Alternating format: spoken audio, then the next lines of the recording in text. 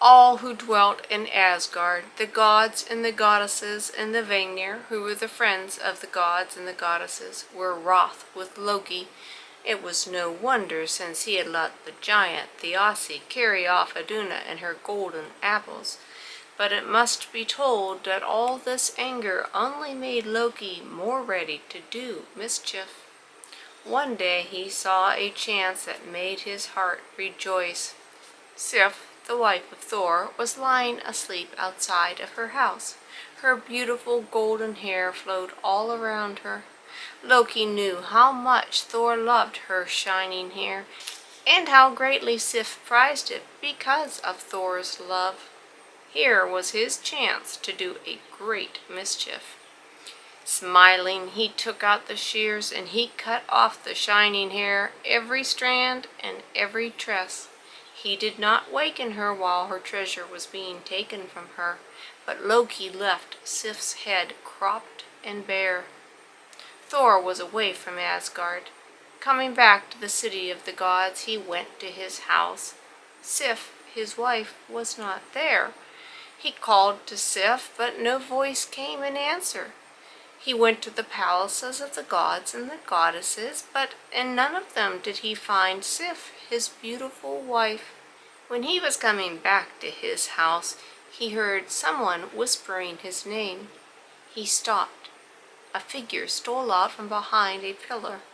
A veil covered her head. Thor scarce knew that this was Sif, his own wife. As he went to her, she sobbed and sobbed.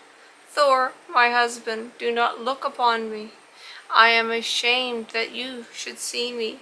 I shall go from Asgard, and from the company of the gods and the goddesses. I shall go down and live among the dwarves. I cannot bear that any of the dwellers in Asgard should look upon me now." "Sif," cried Thor, "what has happened?"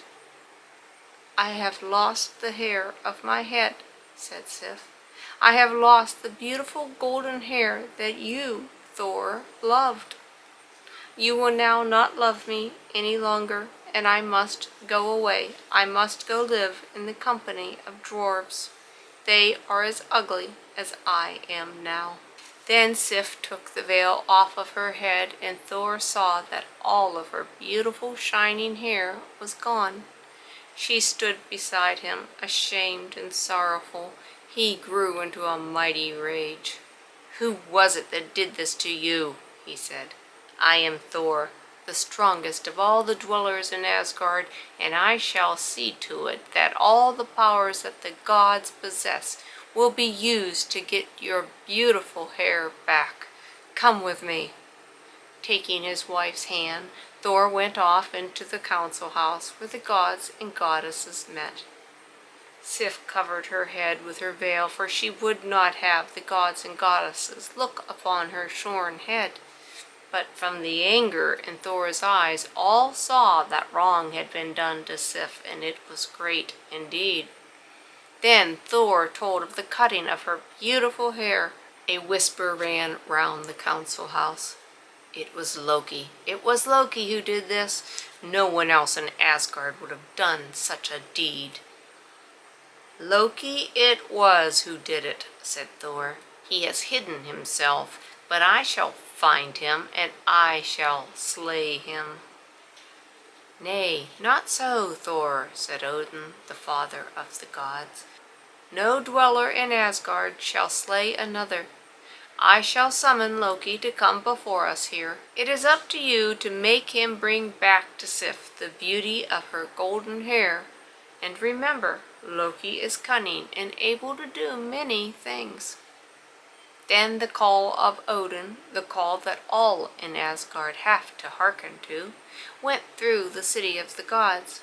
Loki heard it, and he had to come from his hiding place and enter the house where the gods held their council. When he looked on Thor and saw the rage in his eyes, when he looked on Odin and saw the sternness in the face of the Allfather, he knew he would have to make amends for the shameful wrong that he had done to Sif. Odin said, "There is a thing you can do, Loki, and you have to do it." restore to Sif the beauty of her hair. Loki looked at Odin, Loki looked at Thor, and he saw that what was said had to be done. His quick mind searched for a way of restoring to Sif the beauty of her golden hair. "I shall do as you command, Odin Allfather," he said. But before we get to the story of what Loki did to restore the beauty of Sif's golden hair, we must tell you of the other things besides the gods and goddesses who were in the world at that time. First, there were the Vanir. When the gods who were called the Aesir came to the mountain on which they built Asgard, they found other beings there. They were not wicked and ugly like the giants. They were beautiful and friendly. The Vanir they were named. Although they were beautiful and friendly, the Vanir had no thought of making the world more beautiful or more happy. In that way they differed from the Aesir, who had just such a thought. The Aesir made peace with them, and they lived together in friendship, and the Vanir came to do things that helped the Aesir to make the world more beautiful and happy. Freya, whom the giant wanted to take away with the sun and the moon as a payment for building the walls of Asgard, was one of the Vanir. The other beings of the Vanir were Frey, who was the brother of Freya, and Njord, who was their father. On the earth below there were also other beings, the elves, who tended to the trees and flowers and the grasses. The Vanir ruled over the elves. Below the earth, in caves and in hollows, was another race, the dwarves or gnomes, little twisted creatures who were both wicked and ugly, but who were the best craftsmen in the world. In the days when neither the Aesir nor the Vanir were friendly to Loki, he used to go down to Svartalheim, the dwarves' hiding place beneath the earth. And now that he was commanded to restore to Sif the beauty of her hair, Loki thought of the help that he might get from the dwarves. Down he went through the winding passages in the earth, and he came at last to where the dwarves who were most friendly to him were working in their forges.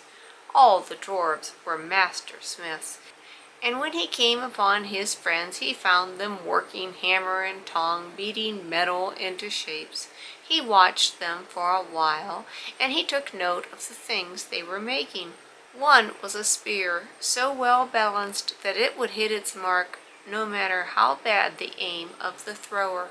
The other was a boat that could sail on any sea, but it could be folded up so that it would go into one's pocket. The spear was called Gungnir, and the boat was called Skidbladnir.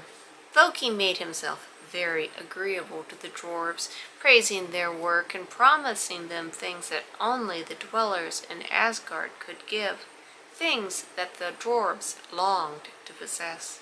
He talked to them till these little ugly folk thought that they would come to own Asgard and all that was in it.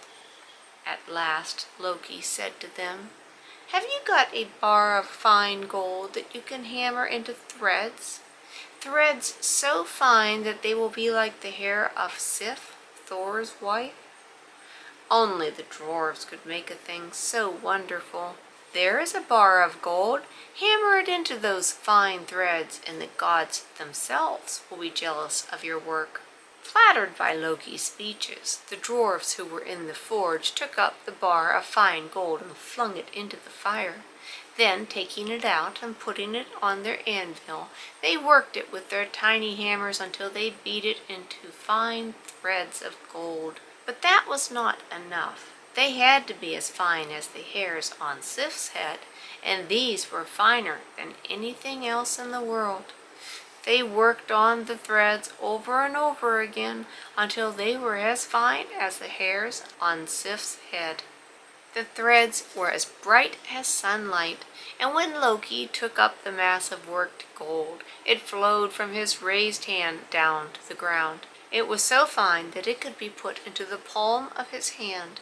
It was so light that a bird might not feel its weight.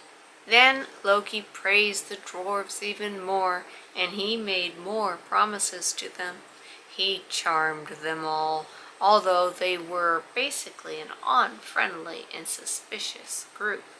Before he left, he asked them for the spear in the boat he had seen them make, the spear Gungnir and the boat Skidbladnir. The dwarfs gave him the two things, though in a while after they wondered why they had given them to him. Back to Asgard Loki went. He walked into the council hall where the dwellers in Asgard were gathered. He met the stern look in Odin's eyes and the raging look in Thor's eyes with smiling good humor. "Off with thy veil, O Sif," he said. And when poor Sif took off her veil, he put upon her shorn head the wonderful mass of gold that he held in the palm of his hand. Over her shoulders the fine, soft, shining gold fell as her own hair. And all the dwellers of Asgard laughed and clapped their hands in joy when they saw the golden hair, and the shining web held to Sif's head as if indeed it did have roots and was growing there.